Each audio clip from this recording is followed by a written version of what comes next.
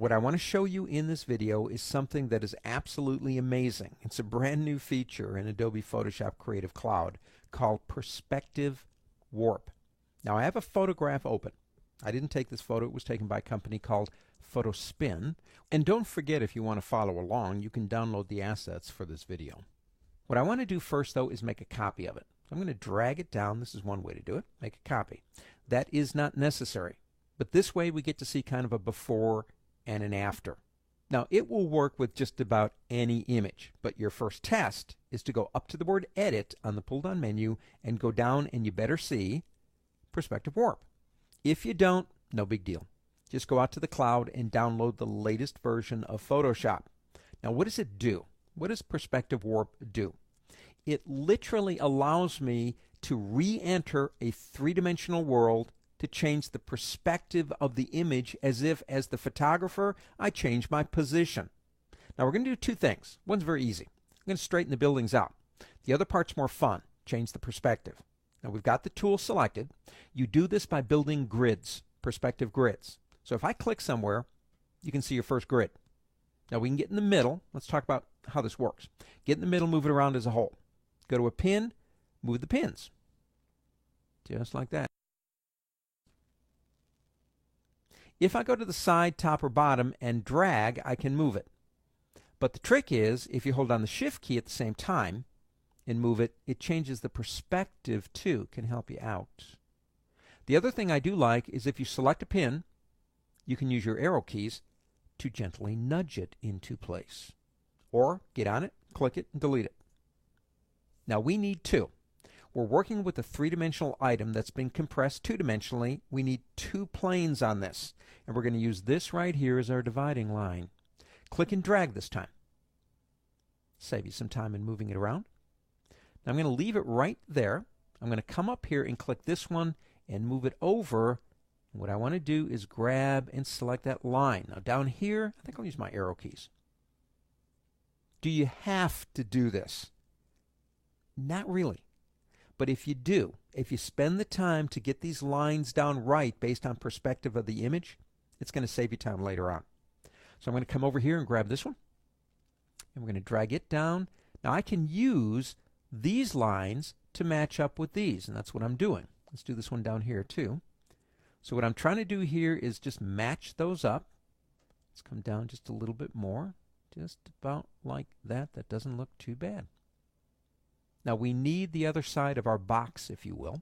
So if I click and drag, I can make another one of these. Now here's the fun part. Grab it right here and drag it over. Don't hold the Shift key. Just drag it over until you see a blue line appear. Let go. Pin to pin, it will match it. We can now do the other side. So what I'm going to do here is bring that over. And again, I can use these lines here against those lines there. And I'm going to try to line that up as best I can. Come down to this one, obviously, and bring that one up. Just about like that. Again, don't forget, you can use your arrow keys if you want it precise. Now, that's not too bad. What I want to do is extend it out. So hold the Shift key before you drag it. Just like that. All right. Now we've got the box built around the buildings, or whatever the object is. Come over here and click Warp. Now when we move the pins, it will change it. Now since I took the time to get the angles, and the first thing I want to do maybe is straighten it out, that's going to be much easier. Click this button right here and watch what happens. Well, it begins to straighten it out. But the pins are still independent. In other words, I can come over to this one and still move it if I want to, if I don't like what it did. I find most of the time that if I spend the time to get the perspective, it does help things out. Now you have another one that does your horizontals if you want to do that. We don't. This one does both. This one says, you know what, I so messed this up, I wish I could start all over again. And if you click it, it'll take you right back to where you were. You say, I want to redesign the whole thing. You can click here. Go right back to layout. Let's go back here. And let's click that button again, because that did work. Now that's easy. In fact, you might not even need perspective warp to straighten the building. What I love about it is changing the perspective.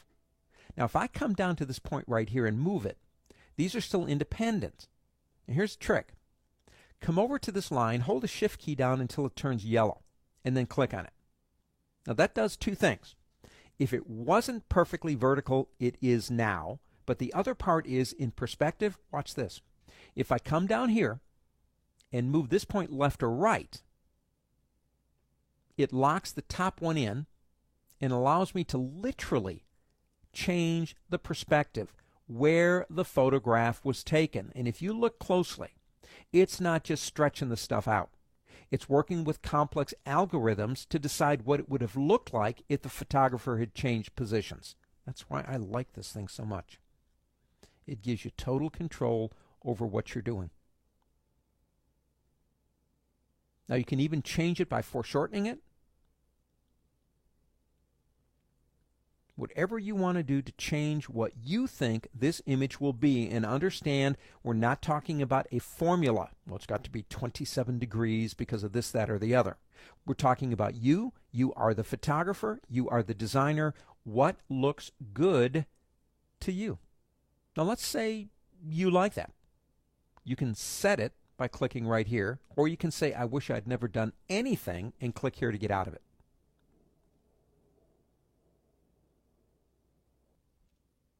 Oh, there you go.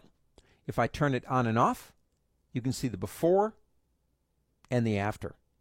Perspective Warp is an amazing tool, brand new to Photoshop CC, literally allowing you to get back into the third dimension and change the position of where the photograph was taken. Well, that's about it. This is Andy Anderson saying keep learning. And don't forget, guys, to make sure you check out the other videos on our Creative Cloud Learning site.